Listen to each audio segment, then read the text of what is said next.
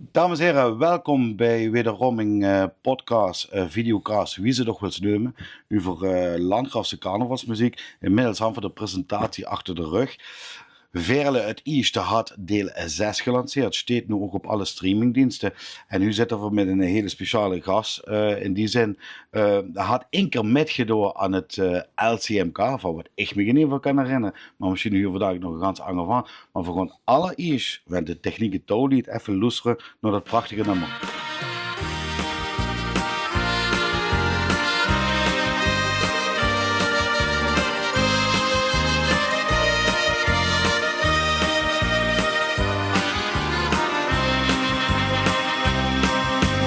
Jeker Minch, der leeft maar in de kier. Een tweede kans kreeg de beslis niet meer. Kom en geniet, zo wie het geeft. En zing dan jeker waakt in eigen levensleer. Het ganse leven is een symfonie. Met ieder jaar een andere melodie. Ieder dag een ander lied. Uur voor blijdschap of verdriet. Ja, mijn hart, dat sleept voor de muziek. Ja, dames en heren, jullie dat natuurlijk. Dat is natuurlijk helemaal geen vervelend liedje. En tegenover mij zit er nog Dave. De man die dat liedje had ingezongen. Dave, stel eens even aan de lui vuur en stel ik maar eens even vuur. Ja, dankjewel Hubert voor de uitnodiging. Ik ben er Dave. Ik denk wel bij heel veel u bekend. Net zozeer dat ik een groot figuur in het landschap ben, maar ja. Ik ben overal in Nurgen. 48 van Neuenagen. Ja goed, ik ben eigenlijk al van kinds af aan ben ik met muziek bezig. Vroeger onder trompet gespeeld, daarna gaat andere instrumenten nog bespeeld. Ik ben wel met muziek bezig geweest, ook ik ben veel met de peer Heiligersvoet geweest, met geluid en het slepen, een beetje de koelie van de band. Ja, ja. En, Slappy noemen ze het. Was slappy. Dus nee dat. En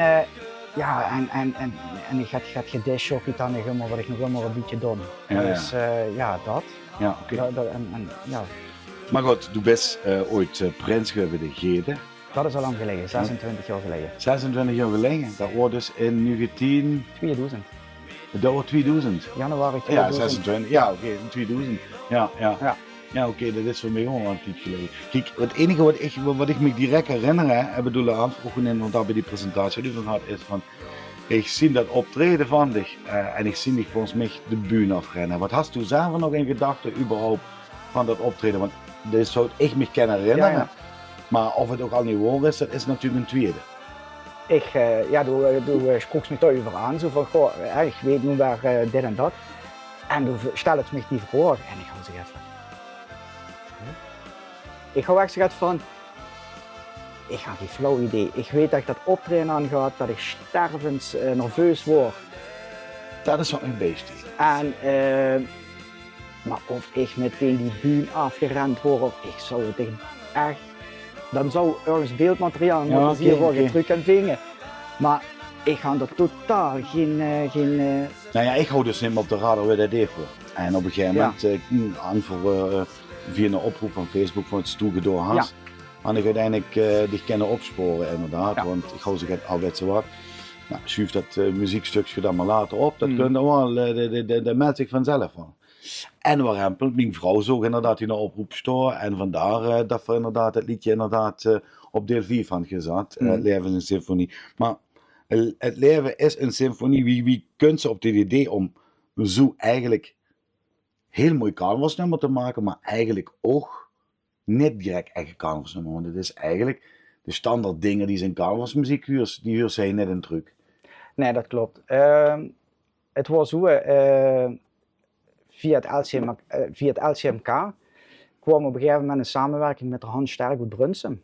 En die doog dan voor jullie die wat een carnavalsnummer willen opnemen, maar door net de financiële middelen verhouden. Dat doogde dan een eenmalige samenwerking en dan kon ze voor een bedrag van, ik meen 150 of 174 euro, kon ze de arrangement laten maken door de Hans. En ook laten opnemen. En ik ga vroeger, 2004 gaat, had ik bij de college in Kerkrade, waar ik lid van. En ik ben daar eigenlijk immer een ganz klein beetje voet gezet als weer Deppel, de bühnenvulling.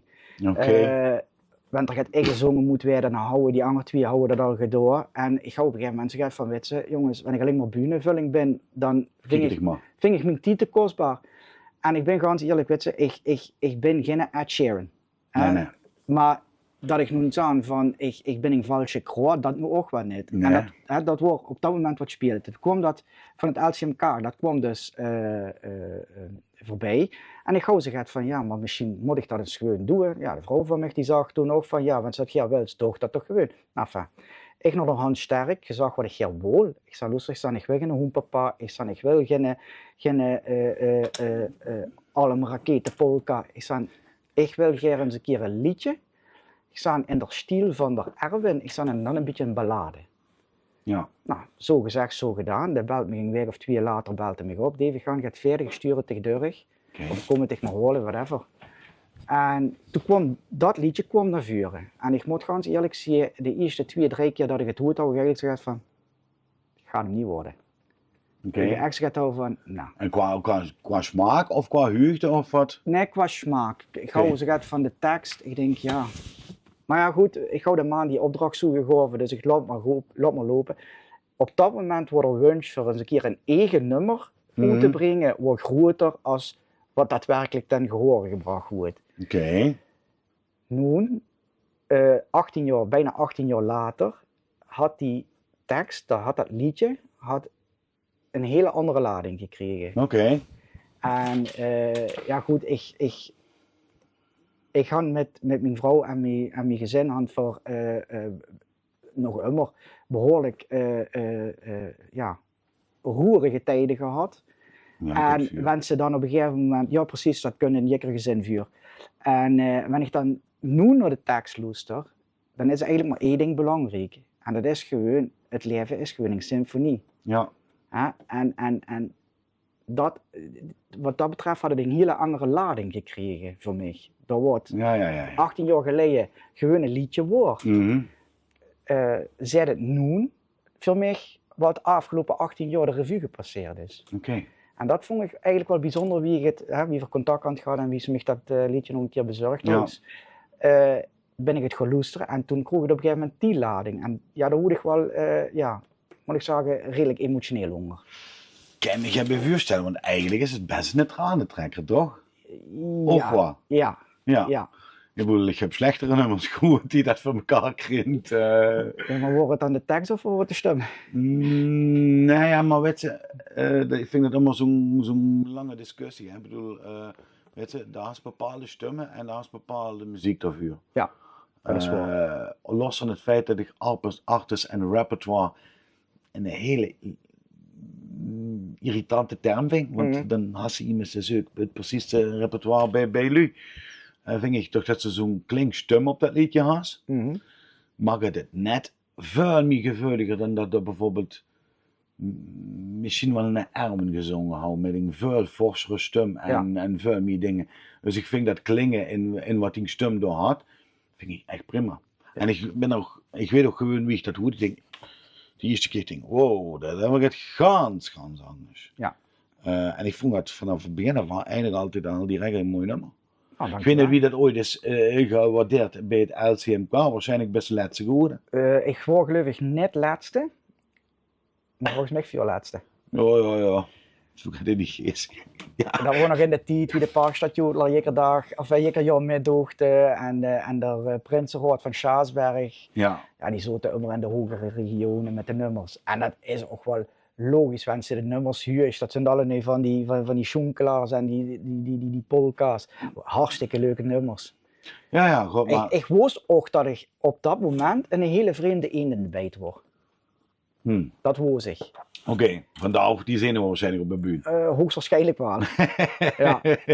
Maar dat vind ik toevallig in. Ik ga volgens mij nog een keer op het LCMK staan met de Shete Rebellen. Dat ken, want dat liedje staat inderdaad erbij. Dat Met- zal dan met de Marvin klinken, dat Ja, zie je. met de vaste lovend. Ja, Had ik ook met gedaan, ja. dus niet een eendagsvlieg, maar Tweedag. meer een tweedagsvlieg. Dus, kijk, ze komen voor Hengeget. Nee, dat had ik inderdaad ook gevonden in van Ja, die dingen. maar dat Ja. zijn de Shete Rebellen. Dat wordt Ja. toen door Maurice Rowan, het René van Opijnen, Ja, van Marvin Klinkenberg en volgens mij ik zit er gek. ja. Met zijn Ja, veren. dat ken ik me dan net aan. Ik Ja. denk ook dat ik bij die editie volgens mij net aanwezig ben. Dat is geweest. volgens mij in 2007 geweest, meen ik. Ja. Ja, weet je, op een gegeven moment, ik had ze bijna alle niet gezien, al die LCMK's. En natuurlijk ook vanwege het feit dat ik zelf als Isje zo'n beetje betrokken was met Vuil en Uzele Joeks. Maar ja, er is natuurlijk altijd eens een keer een moment dat ze er op een gegeven moment net is. Dus, ik bedoel, dus de Shete Rebellen, dat zal hem dan nog zien. Ja. Maar dan gaat hij nog komen. Oh ja, ik ben er Dus, vanuit. ik bedoel, Ik heb ook al lang niet meer gehoord met de vaste lovend. weet je zelf nog überhaupt wat de reacties waren toen nog niet? Boah. Worden er reacties überhaupt? Ja, volgens mij kreeg ik wel applaus. Mijn familie was natuurlijk de grootste fan. Ja, dat is altijd zo. Maar ik ga er nog eigenlijk nooit meer ooit gaat gehoord of van, nee. En waarom? Even los van het feit. Hè? Ik bedoel, zo zou bij de coalitie in de 6 nu dat ze inderdaad ook nog eens een keer bij de Shete Rebellen afgezeten.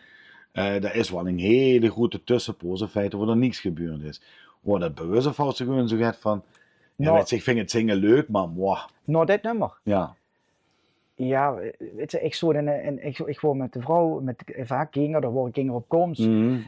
Werk, studies. En op een gegeven moment, en vooral op het moment dat ze kinderen kregen, tenminste zo ervaar ik dat. Ja, dan gewoon die eigen prioriteiten en die eigen Ja. interesses, die gewoon gaat het naar de achtergrond. En nu zijn de kinderen inmiddels 25, 16 en 14. Ja. Weet je, die beginnen hun eigen leven op te bouwen. En dan krijg ik ook wel steeds meer tijd om mijn eigen interesses en mijn eigen hobby's weer op te pakken. Aha. En ja, goed, en op een gegeven moment dan begint ze wel eens met de dishhockeyen en dan hand voor liedjes zingen. En dan zag ik eens quasi nonchalant, ik ga ook ooit eens een keer een nummer opgenomen. Ja. Ja. En dan Dus kreeg ze de er kinderen van- volgen ervoor. Ja, de kinderen ja, volgen ervoor. leuk. Dus de kinderen die vroegen van, ja pap, waar had ze dat daar? Ik zei, Ja. geen idee. Ja, toen is dat zo bulken gaan rollen, ja. En wie toen dat is dat nummer lood huren, toen was ik echt van, wat is dit? Bist u dat? Ik zei, ja, dat Ja. maar wel al een ganse tijd geleden. Maar- Ja, maar ze vonden het wel erg mooi. Ja. Ja. Zelfs collega's van mij op het Hollands, want ik werk voor een bedrijf in Rotterdam. Ja. En die houden op een gegeven moment mijn Facebook-post houden ze gevonden. Mhm. En houden ze het nummer dus inderdaad op Spotify opgezocht. Houden ze geloesterd. Ze verstonden er geen, even plat gezegd, geen klote voor. Ja. Maar ze vonden het wel een hartstikke leuk liedje, ja. Ja. Zelfs Rotterdammers, dus Nou ja, mensen de linkerkant naar Rotterdam zou ik zeggen, pak het weer op. Nu Ja. je alles langzamerhand te duur begint te vliegen. ja, is wel, Dus, is wel de bedoeling. Ik ben wel erover aan het denken om toch weer eens een keer... kijk, ik ben geen schrijver, ik ben geen componist. Ik vind het wel heel erg leuk, Mhm. maar ik moet er, het is gewoon een kostbare zaak. Zeker. En dan moet ze gewoon andere dingen verlaten. En daar ben Ja. ik heel lastig in. Ik ga nummer zo gaat van wanneer ik mijn gezin tekort moet doen om mijn eigen dingen te doen, maar dan ben ik, dan wacht ik liever. Maar ja, dat is in ieder geval net heel erg egoïstisch. Dat is in ieder geval net. Nee, ja goed. Maar Ja. ik zal net vlot gaan die voor mezelf zagen, maar dat durf ik wel te beamen. Ja, Ja. daar had ik bij mezelf nog maar wel een idee Ja, twijfel. Ik weet niet of wanneer ik kinderen had gehad, of ik mich net zoveel krempel had gekocht. Dat ik het ook kunnen laten, nog het zo zeggen. Ja, ik snap wat ze. Ja, maar dat is zeker een verzekering. Ja. Is Maar er ik een denk- code of een foto, dat is verzekering. Ja, dat is ook zo. Maar Zichzelf. ik ga daar wel eens vaak over nog en dan denk ik van, boah, zoals ze dit nu al gekocht, oh shit, als die king houdt gaat, dan houdt ze wel heel veel moeten laten gaan. Maar aan de andere zijde is het toch wel zo, als ik dan met mijn neefje Joep of Emmy mij amuseer, dan denk ik van, ja, weet je, Dat is niet zo leuk wie kinder, Zeker. inderdaad. Om dich, Zeker. Ja. om dich door met ronk te houden. Of wat ronk houden. Ja, ik geniet jekkerdag van ze, dus wat dat betreft... Ik ga een paar weken geleden met mijn neefje van het 4 is, had ik jinglebells opgenomen. Dat ik zei, Ja, dat is dat is toch leuk? Ja. Ja, ik hoop dat het een beetje muzikaal is. Ja. Ja, dan kent er dan ook nog een beetje Ja, helpen. muzikaliteit zit er genoeg, vind ik, in Landgraaf, maar het wil net richtig opkomen. Ja, weet je, ik bedoel, kijk, wie van 4511 ooit begon, had ik hem door een stuk op de weg geholpen. We begonnen sowieso als minder verkeerde naam. Hij zei, ik neem me 4711. Ik zei, ja, daar is je, daar nooit Kultschwasser. Ja, Kultschwasser. We verzinnen zich nu zo Ja. uit. En ik zei, zijn pan afgevallen. Dan zei hij, ja, wat dat? Ik zei, 4511. Ja, waarom 45? Zijn kengetal van deze regio. 044. 045. Oh ja, dat is een goed idee. En zo gebeurde het. Ja. Maar zijn vraag is echt de waarheid.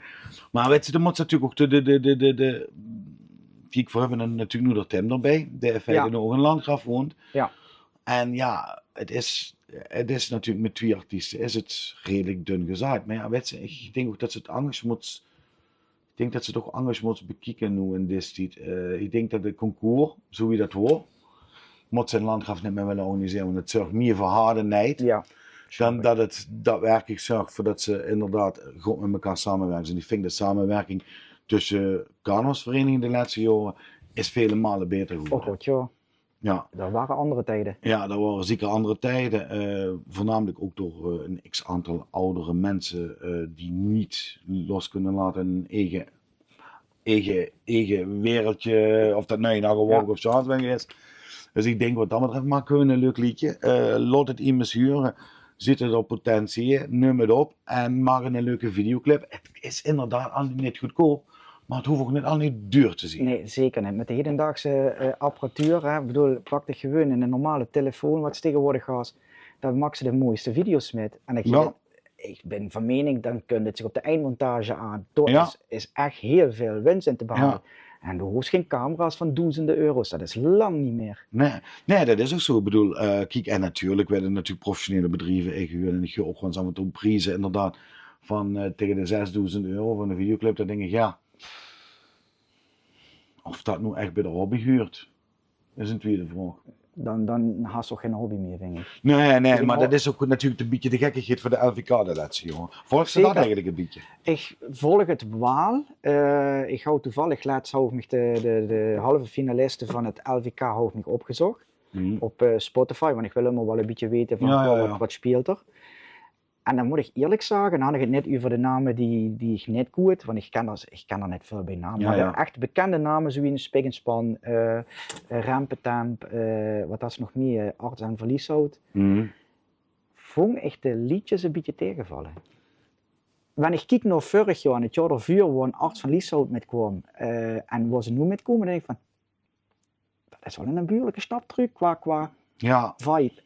En datzelfde had ik, wanneer ik pak Rampetamp, dat van vorig jaar, en dat van dit jaar, dan had ik gezegd van, nee. Ik vond vorig jaar echt zo een paar hele goede toppers tussen. Vleesboeket, Schuf, Trek Bloos. Ja, dat is al het oude. Of is dat het oude? Nee, dat is al echt al oude. Dat is volgens mij, zijn ze al uit 2017. Echt hoor. Boy, ja.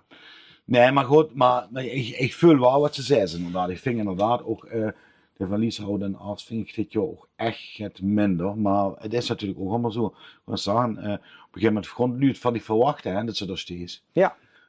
Op de LVK. En eigenlijk kent ze er nu al zeker van zie je. Het is nog net gepubliceerd. Het is nog net bekendgemaakt, maar Van Lieshout en Arts zitten in de finale. Ja, gegarandeerd. Ja. Zo houden ze het iets jammer te winnen. Ja. Wat ik nog allemaal niet helemaal begreep, wordt het met is gegaan.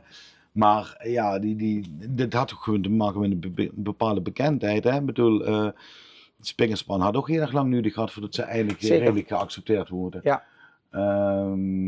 Maar ik vind het dit jaar ook inderdaad minder dan de afgelopen jaar. Maar het blijft ook een kunst. Ik bedoel, Schriefman zeker, joh. Ja, juist. Geef maar jekker jou de hit. En ik zei immer, weet je, Edwin kunt ook wel eens hierin zetten, dus 44 jaar. Ja, ja. Vind ik zo van, demo. Ja. Daar moet nog aan gewerkt worden. En dan is ze ook zo verstandig om te zeggen van, nou ja, weet je wat, ik doe het in de kas en voor een ander moment. En dan staat er bijvoorbeeld hier bij het LVK over. Dit jaar is ze natuurlijk in de halve finale, wat heel fijn is. Ik vind even Tim en Edwin gepakt. Ik vind dat ze alle twee superleuke nummers zijn. Ja, eens. Totaal verschillend, maar ze pakken wel. Ja, ik durf ook gewoon echt te zeggen, ik kan me niet voorstellen dat niet minimaal een van Landgraaf in de finale. Dat kan me bijna niet voorstellen. Nee, dat denk ik ook niet. Dat zou wel heel raar zijn. Want ja. Qua tekst, qua muziek en qua opbouw, ja. Kloppen ze alle twee. Ja, dat mijn mening ook. Ik bedoel, maar ik merk ook wel inderdaad dat LVK ook wel een beetje het veranderen is. Ik bedoel, volgens vroeger altijd de bekende namen. Ja. Merk ik ook inderdaad dat er toch langzamerhand nog wel ruimte is voor de minder bekende. Ja, de minder bekende. Dat het sneller gaat. En er stond meer namen vanaf midden-Limburg naar het zuiden toe. Ja. Had ik gezien. Ik zag geloof ik van een inzending van Bochus, ken dat? Ja, de Heringbieseren. Voor jullie wordt alles boven Remung en hoger en misschien nog even van de streek, maar... Ja, had ik al vaker gezegd, het excuus dat ze het investeers besteedt niet. Dan moet ze in de jury gaan zitten. Nee, ik vind Limburg onderscheidt zich en is juist zo mooi, omdat ze jekkere 2 kilometer een ander dialect was. En ik vind gewoon dat jekkeren moet zijn eigen dialect koesteren. Ja. En ik snap, bijvoorbeeld door Tim, en een jong uit Kerkrade woont in Landgraaf. Ja. En wanneer ik hem dan plat huur moelen, het is af en toe gewoon lastig, tenminste dat ervaar ik, laat ik het zo zeggen. Het is af en toe lastig om in het Landgraaf of het Neuenaars, Worbigs, wat maakt niet uit, dialect fatsoenlijk een rijmende tekst te krijgen. Ja. Ik vind dat lastig. Hè? En dan snap ik dat ze af en toe eens een keer een stapje maken naar Heerlen of eens een keer een stapje maken naar Sittard voor een woord. Net even, je kent weet wat ze bedoelt. Het rolt gewoon gaat lekker. Ik heb daar net zoveel moeite met. Ik persoonlijk ook niet. Er zijn natuurlijk puristen die zeggen van ja sorry, maar dit zal je zien wat ze net in de Landgraaf gebruikt wordt. Kijk, dat moet ze natuurlijk geen uitzeters maken inderdaad in de zin van dat ze op een gegeven moment Landgraaf gaat zeggen. Nee, dat moet ze niet. Daar valt het wel een beetje op. Nee. Maar ik bedoel, af en toe, er zijn we bij die vind ik van de kant hoe het echt uiteindelijk vind ik veel mooier dan die wij gebruiken. Ja, maar ik vind het dialect waar vuur in leven, het Landgraaf en het Kerkrade, ik vind het af en toe gaat te haal. Ja. En als ze dat van Midden-Limburg of hoger, of Maastricht, dat is een beetje jangelig. Maar het is het vloeit gaat meer. Ja. En het klinkt gaat vriendelijker. Terwijl wanneer ik bijvoorbeeld de Kerkrade vastelovensslager parade. Zingen. Ik weet wie ik toen met de Koolieets, met het liedje Roet Geel Groen. Dan moet alles in het Kerkrade dialect. Dan wordt zo gewoon op afgerekend. Dan krijg je gewoon punten minder, wanneer ze daar een woord tussenin gooien, wat in het Kerkrade wordt. Ja. Bekend. Maar het is gewoon halen, het is gewoon echt staccato. En ik ben meer van dat adagio. Ja. Ik ben, Beetje rustig. Beetje rustig. Beetje kabbelen. Ja. Oké. Wat ik eigenlijk wel eens gek erin heb proberen te vragen. Wanneer ze nu een liedje zoals kunnen kiezen uit Landgraaf, wat is dan eigenlijk door al die jaren en dan even los van die eigen liedje, toch een van de liedjes die is blijven hangen voor dich? Boah, ik ben gewoon eerlijk, ik ben nooit veel bezig geweest met de liedjes uit Landgraaf. Dat is Vloek in de Kerk. Nou, dit is kerk in ieder geval een beetje. Moet ik even nadenken. Er zijn een aantal liedjes die ik wel ken en ik gewoon net voor de knallers, maar echt liedjes waarvan ik in Geet, die Geet net weet. Ja. Dat vond ik wel maar een heel leuk liedje. Ik weet dat mijn nongzielige had volgens mij ooit eens een keer een nummer of dat hij is, weet ik niet, maar du bist mijn stadsprinses. Best mijn stadsprinses. Donk. Burger Wetzels. Ja, Wetzels. Ja, is dat een... de link hou ik net gelacht dat Nee, dat... dat kan kloppen. Dat is familie van ik hoor. Maar die had toen ook eens een keer een nummer gemaakt en het gewoon volgens mij over de spinnenkupjes. Als land, graf, had en in dat liedje. stadsprinses. Ja, dat vond ik qua tekst en qua moment, vond ik dat een super mooi nummer. Ja. En ja, en worbig. Ja. Bliet gewoon in de oorworm. Wensen het opzet, jikkeren en kan het, jikkeren en zingen Ja. met. Ja, en zo ben ik er inderdaad in gekomen dat dat ook zo'n beetje het ietsje liedje is wat Muziek uit eigen dorp had opgenomen. Dat voor mij helemaal er langs gegaan. Ik ga het wel ik ga het wel eens vaker gehoord. Ik ga het de Lu wel eens vaker horen zingen. Maar echt dat ze zegt van, ik kon het me herinneren van vroeger, dat niet. Ja. Dat Nou ja, die cassettebandjes, zo wie zij ook liggen, ik vind het nog helemaal geen iconisch. Ik vind dat geweldig. Dat ze dat toen nog niet zo op deze manier aan het uitgebracht. Ja.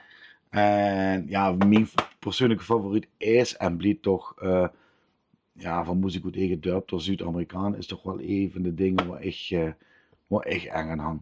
Los van dat ik gewoon ook mooi vind. Maar ik vind dat qua muziek zo uniek gekozen dat ik zo het hadden van.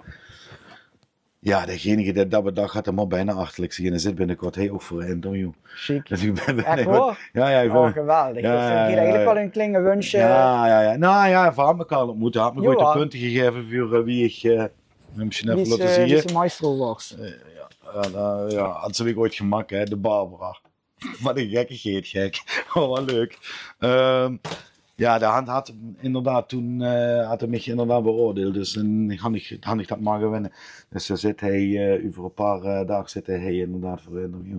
Dus ja, gewoon kijken wat dat goed kunt. Ja. Als toen nog dingen was op terug wilt komen, Had ik nog dingen waar ik op terug wil komen? Goh, of wat ze nog wel eens memoreren qua landgraaf, of nog een oproep wilt doen. of ik nog een oproep wil doen? Goh. Nee, want dan ga ik bedelen.